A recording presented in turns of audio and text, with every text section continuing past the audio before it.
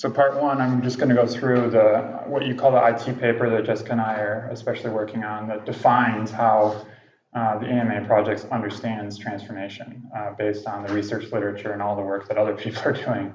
We're just trying to collect and collate that information. And so I'll present very just general, brief, some of which you already know, but which Kirsten I think may be less familiar with. So I just spend maybe 5-10 minutes on that, and then talk about, in part two, our theory of practice. So how transformation based on the research literature is translated into our understanding of practice. And part three, I'll talk about what you call the process curriculum, how we want to then move from theory to co-creating space and co-creating group practices that we experiment with as a group, but also that we later provide in workshops and trainings with other stakeholders and groups. And then finally, part four, there'll be a sort of brief practice. So if we want to break at the end of part three, we could. And then part four will just, again, be 5-10 minutes. And I want to just discuss what's the consultation process that we're going to engage in over the first half of next year with this organization I'm a part of called the Institute for Ecological Civilization, which is a visioning organization that helps ground our work in vision of a sustainable future. And 5 is just open up to discussion with you about our needs and how we want to construct the space. So I don't know if you've seen, Kristen, everyone else has seen this as a diagram of how we understand inner transformation in connection to outer or socio-ecological transformation. It was inspired originally by Denali Meadows' iceberg diagram, and it moves from the most gross or visible manifestations of sustainability or unsustainability and down to what's motivating that from a perspective of patterns of behavior, systemic structures, and then the inner realm of mental models. And as a project, we break down mental models into 3 categories, and this is something we're doing in particular in our IT paper, trying to understand mental models in terms of ethics, worldviews, and ontologies.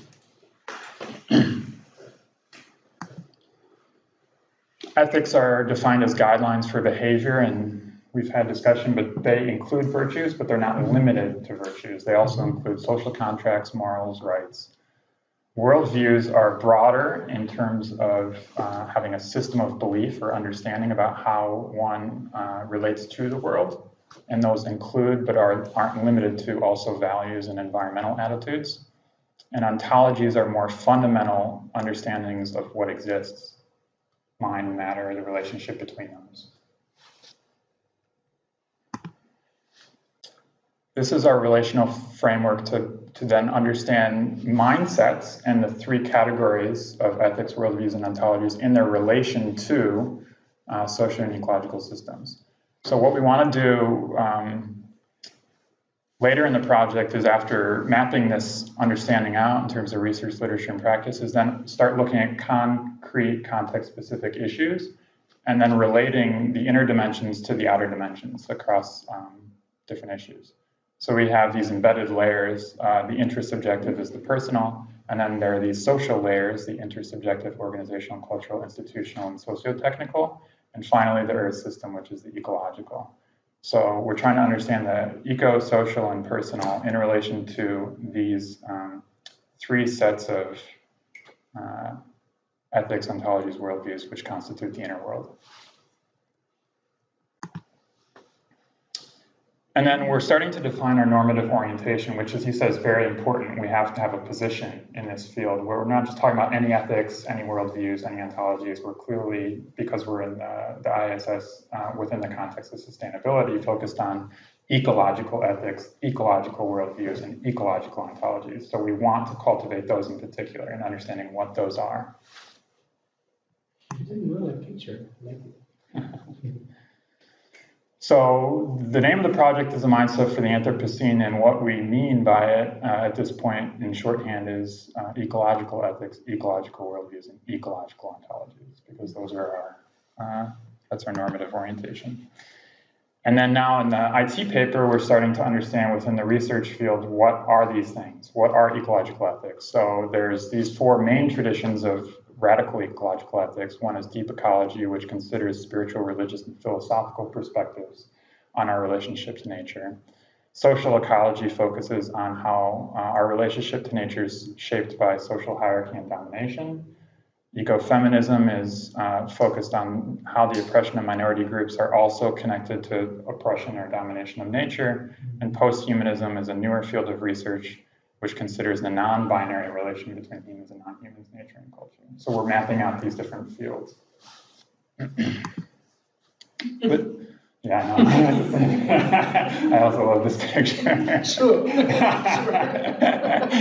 it's that inner and that outer. All in one photo. So ecological worldviews, these are just some characteristics of them that coming from the research literature, the empirical work by Harlan de Wit and others. They are generally defined as pluralist.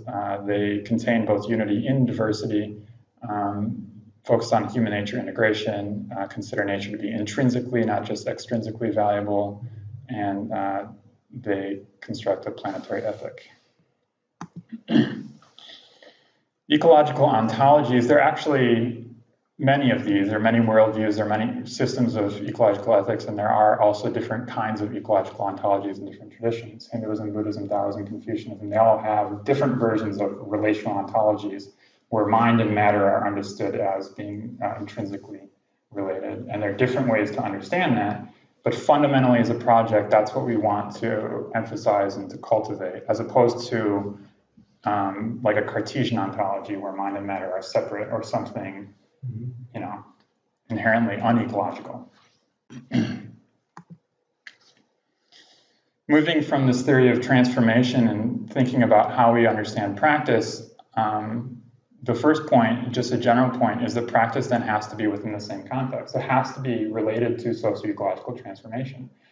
And this is actually the field that I come out of, which is contemplative study, a big problem, because contemplative studies usually deals with transformative practice in an individualistic context, or in some cases in a social or institutional context, but often not in a systemic context. So here is just, it's a brilliant quote, because Jon Kabat-Zinn, who's considered the sort of father of mindfulness, which has really just caught on, is here in discussion with Angela Davis, who is this just phenomenal, amazing activist, but who's also a mindfulness and Buddhist practitioner. And they're talking about what is the relationship between mindfulness and social or ecological transformation. And Angela Davis questions Jon Kabat-Zinn and his understanding of mindfulness and says, you know, let's just take the prison industrial complex as an example of injustice. How might mindfulness transform that context if it's just focused on the individual, or even in the case, an individual police officer, but not addressing the systemic conditions why people are incarcerated? And at the end, he says, you know, I don't know, but what do you see as an effective alternative? So I think that's where we place ourselves. It's not within the mainstream approaches that aren't addressing systemic transformation, but is rather an articulation of something that's working between these levels. Which tells me how powerful the structure can be when you decontextualize a practice from a structural context here into another structural context here in the West. And if it's not developed in resonance. Maybe we can, because we've always talked about this, but since it keeps popping up, maybe have like what we call a discourse meeting. Because that was work that I did with Ron and others who are part of the Project Stephen too for a number of years. So there's actually a lot of research on the question. And it's a process of translation like you described. So it's both decontextualized from its original, what here I'm calling classical manifestation in religious traditions, which come with both a communal aspect, a social aspect, but also an ethical aspect that's missing. But then they're, in the decontextualized process, recontextualized in Western culture in a way that takes in the influences of Western culture. And in the case of Jon Kabat-Zinn, he developed his within medical institutions so that, number two, he focused mainly on therapeutic forms of mindfulness that took the culture within the medical institutions and used the mindfulness techniques in that context to alleviate stress. And there's nothing wrong with that, but from our perspective, systemically, it's limited, it's too narrow. So we have to contextualize that approach within these other approaches. Number three is instrumental, which is focused on enhancing performance in all manner of disciplines. So you can use mindfulness or spiritual work to enhance your creativity, your focus, your concentration, and those can be also very useful, but again, from our context, they're also limited. What I think we're missing in most of the work is number 4, socially transformative forms of inner work. And that's, I think, important for us to really raise up and to do work on and integrate that with these other forms. Because it's not that any of these are the answer, but that all of these provide solutions in certain contexts. And to give you an idea, most of us know this is the tree of contemplative practice that outlines a lot of different contemplative practices across different traditions and their functions, because each has different functions. But if you think about the different practices from different traditions, you often still find what's missing is this integration of the personal and systemic. So I just want to highlight that again. So what's required then, I'm suggesting, is that actually we take from all of the rich traditions and that we have, but then to adapt, to experiment, to work within this integration of personal and systemic. And since I've been part of the field, the best way I know to do this is to work with contemplative pedagogies. And there's some literature already in which people like us are taking these rich traditions of contemplative practice and adapting them for specifically social and ecological transformation. So there's this book, for instance, using contemplative practices in the space of sustainability, and it gives you examples of practices that specifically address sustainability, or in this other case, it specifically address social justice. So it's using these resources, I think, that's important for our project. And then to give you an example of practice, I would suggest too that rather than just think of, well, mindfulness, how can we use that and focus on the breath? I would say, well, what if we adapt the technique, right? What if instead of the focus is on our breath, what if the focus is on sustainability? What if we change the object of contemplation so we're contemplating our relations to others in the context of sustainability? And this is an example of that. It starts off just like a mindfulness meditation would, where you search for a place, you sit down, you keep your awareness of where you are and close your eyes, you move your attention to your body, you relax your muscles, and you breathe deeply. It's very traditional. But then it moves from the attention to your breath to the attention of sounds, and then it moves to the attention of sounds to the relationship between those sounds and petroleum.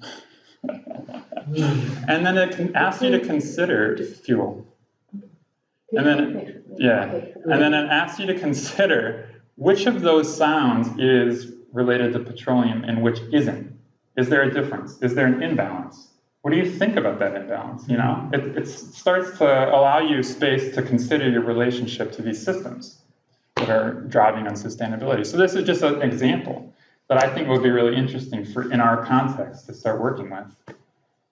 And there are many other examples that I've done research with others that we could draw from. And I'm presenting these in Sweden, for instance, that there's this like mindful mall walking exercise. Like mindful walking is really mainstream and popular and great. But what if you took that practice instead of walking in your room or walking in a forest and did that at the mall?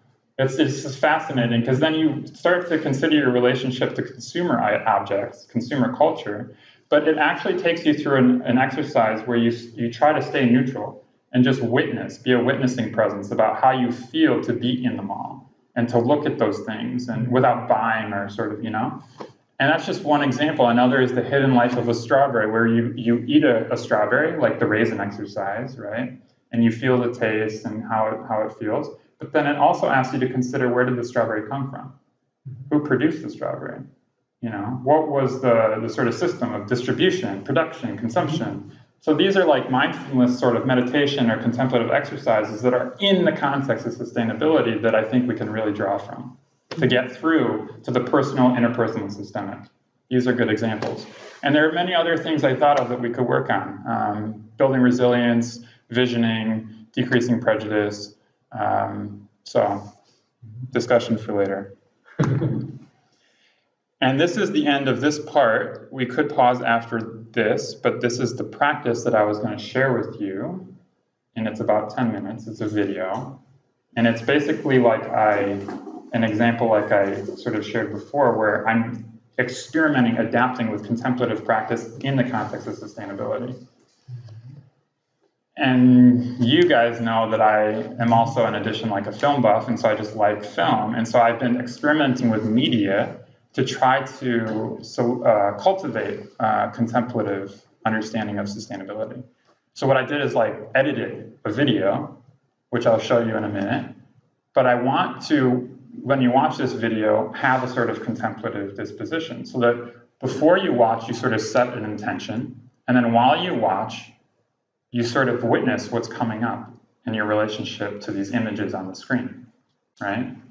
You consider, what are your reactions to what you see, to what you hear? How do you make sense of the relationships between what you see and hear? And then afterwards, you can reflect on that and possibly write some things down or talk to each other, we can see. And then just as a sort of final note, and I'll do this in Sweden too, whenever you present these exercises, to do them ethically, like, you should always allow people to volunteer not to do them, or to sort of check out, or like you said, sort of have a safe space. Because I mean, some of these things are very disturbing, they can be traumatizing, they can trigger people, so it's just important to sort of have that. Which is about, how do we translate this, the theory of transformation and practice, into a curriculum?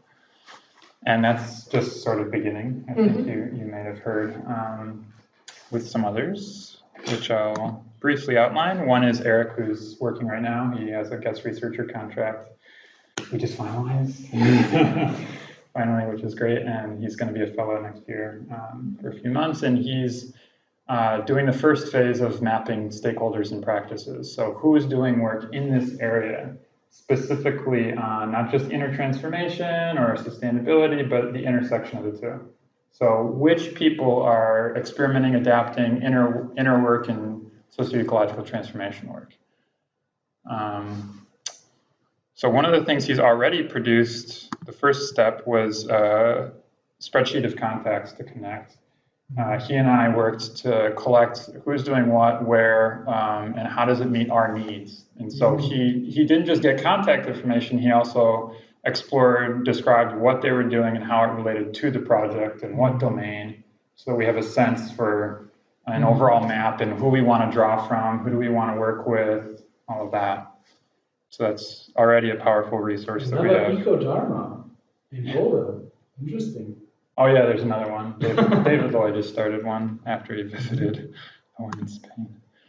And then there's Brooke, who's also a fellow at the beginning of next year, who also has a guest researcher contract now. So she's starting to work with me on the curricula, where she takes what Jessica and I are doing in the paper, and she takes what Eric's doing in the survey, and she works with her, because she has a team of facilitators and trainers she's worked with for a number of years, to design curriculum based on these resources and information. And she's already sort of developed a reading list that is educating her and her trainers and myself on how these inner and outer worlds meet.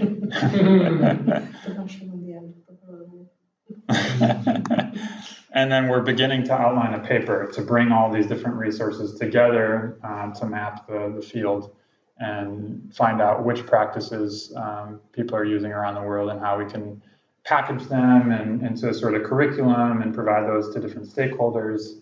So that work's starting.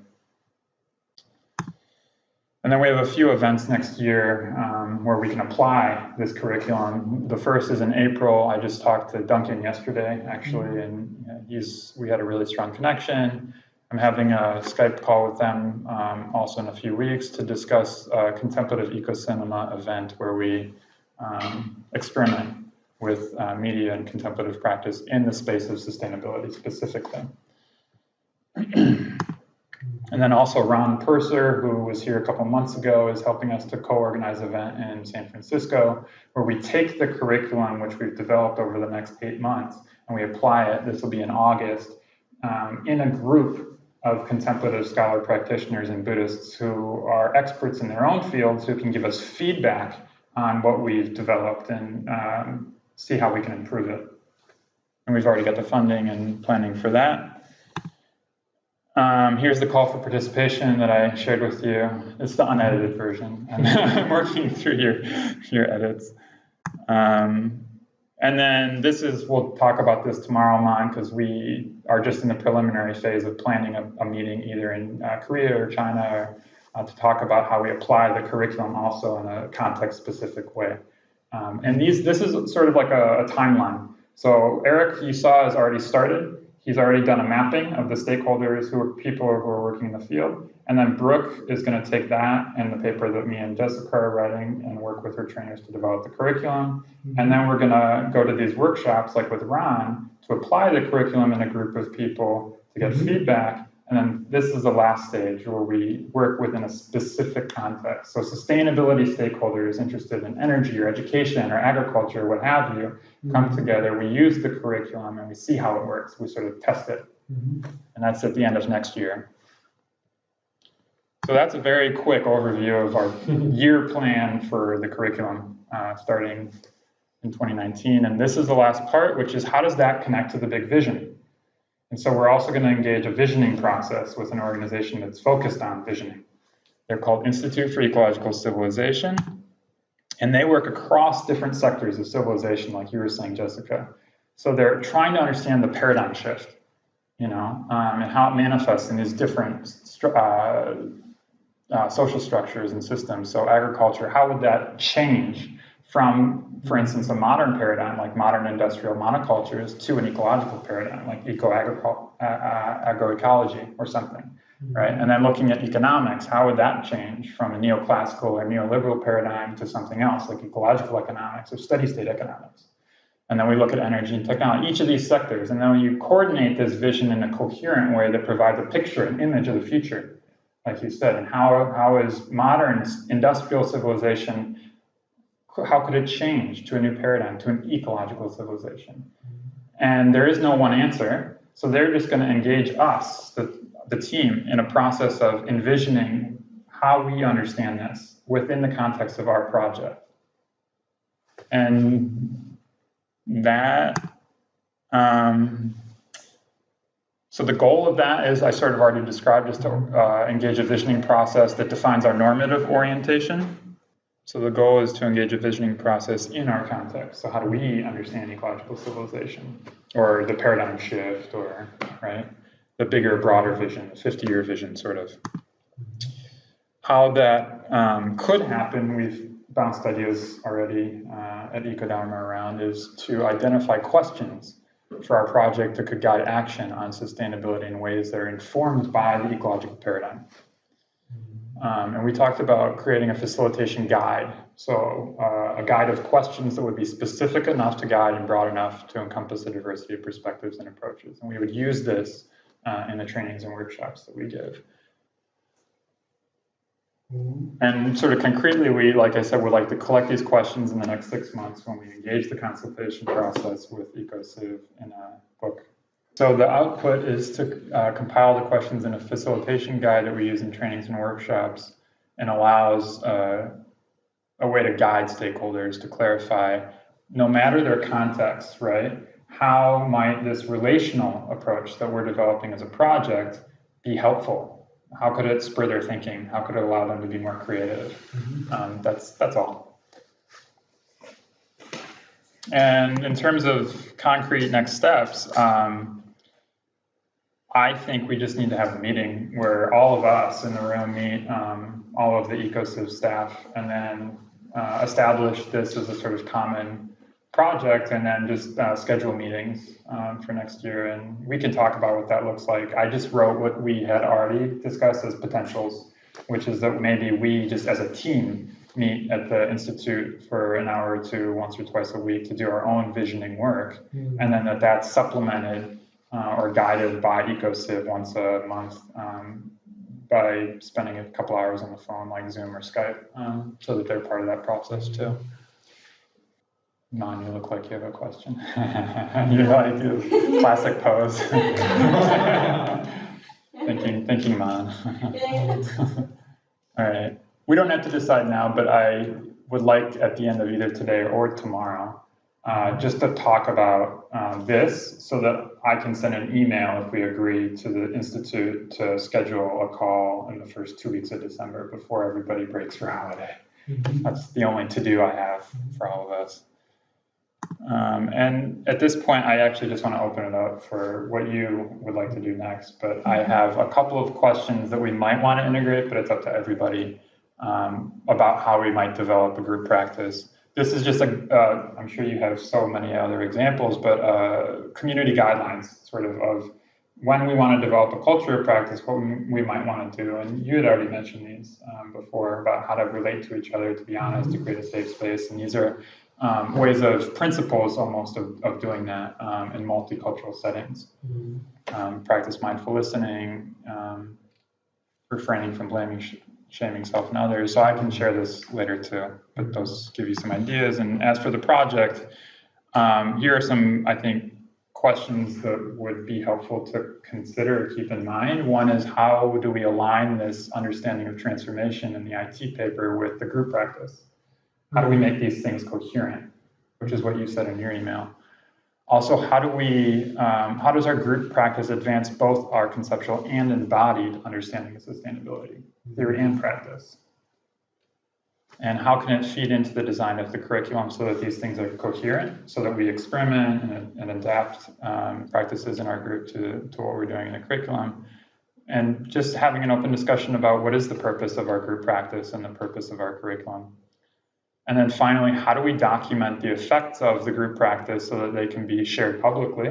Because that was our intention with the methodology. And understanding ourselves as not just scientists, but as like scientists, scholar activists, or practitioners, practitioner scholars. And finally, how do we feed that documentation then back also into the curriculum to improve it? Those are just suggestions for reflection. Yep. I like that last one. And then these, I can also share the slideshow. There's, if you want more information, I have a bibliography, and yeah, I like that picture too. Wow. That's it. Thanks for making the effort to really bring together so much of understanding that has accumulated over the last months and years, actually. Thank you.